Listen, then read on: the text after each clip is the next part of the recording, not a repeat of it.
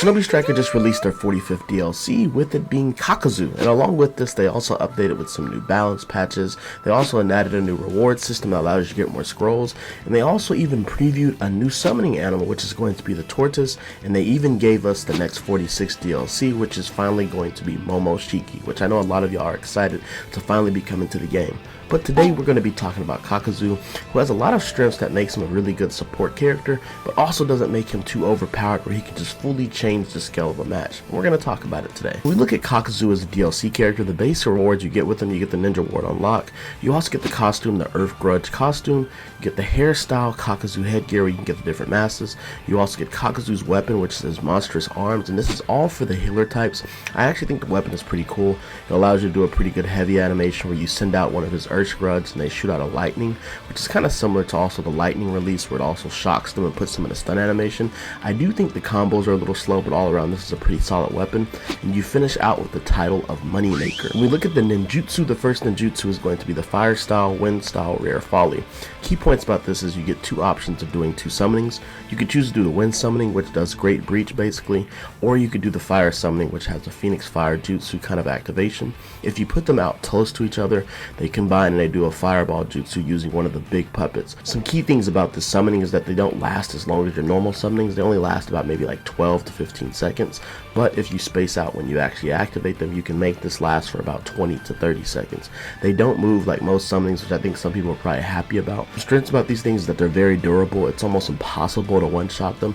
We tried using things like Majestic Destroyer Flame and also Almighty Push. These things can take a decent amount of hits, and you can also see their health bars when you're actually fighting on the enemy side, and they shoot off range projectiles, which is really good for holding down bases and holding down objectives. Some weaknesses of these things is that they're not mobile, so they can be easy targets, and their animations can be interrupted, but these things can also be activated mid-air, and you can just have them drop into the ground, so that is pretty cool.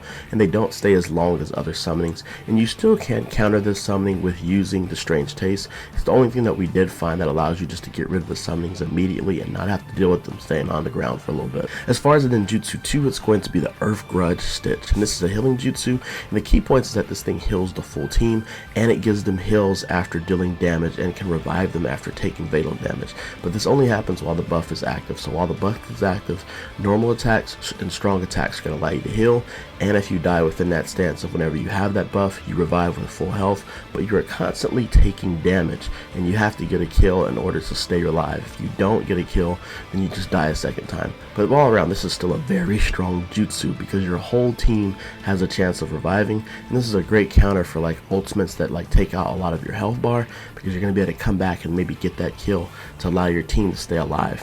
Now, some strengths of this is that it allows you to escape death, it also beats ultimates, and it affects the full team, and this thing also beats Cooling Breeze, and it ignores the effects of Wind Scythe, which is kind of crazy because I thought both of these jutsus would prevent this buff, but then nothing can really stop this buff from coming onto you. Now, some weaknesses though: Particle Dismantling Jutsu is one of the ultimates that will immediately just put you into a death state, and there's nothing you can do to actually use your immortality with this jutsu. And the secret technique is going to be the Earth Grudge Final Shot. Basically what this jutsu is, it has two parts. First, you charge in and you'll hit your opponent, depending on what their health bar is or depending on how the game wants to act. Sometimes you one-shot them and sometimes you just do a lot of damage. Once you land this attack, your basic lights and your heavies change to different moves that utilize Kakazu's Earth Grudge technique. You can use a ranged projectile, or you can also do a triangle spam that allows you to hit everybody in the immediate area. All around, this is a pretty solid jutsu. I wouldn't say it's too crazy, but the fact that it does give you full heals makes it a really good pairing with using your immortality. Say you die and you come back and you revive, you can wait to pop this ultimate to maybe your health bar is getting ready to go down, and allow you to have more time before you actually die from immortality, because that's one thing we didn't mention. You can heal while you are going through this immortality burning state, which allows you to maybe extend things out if you choose to. All around, I think this is a pretty solid DLC, especially for heal types. It gives you a lot of support things that allow you to help your team. While he's not too powerful, he does have a lot of things that he can do to make the match go on longer, especially with the immortality, and also with him being able to put puppets down, which are going to allow him to protect him or hold down an objective. If I had to grade this DLC, I'd give it a solid A. I do think the ultimate lacks behind the other ninjutsus a little bit more, but the fact that it fully heals you does make it pair well with the immortality. Let me know in the comments how you actually feel about this DLC. Have you been enjoying it, and do you think Kakazu did best being a healer type? We actually have a few matches to show you that you can actually see some gameplay of the DLC. Let me know in the comments how you feel about it, and also some builds that you've been using with the jutsu, and we might feature it in the next video, man. I hope you all enjoyed the video. Make sure to like, comment, subscribe, turn the bell, do all those nice things, and I will see y'all in the next one. We up. I cannot disgrace the legacy left behind by my parents.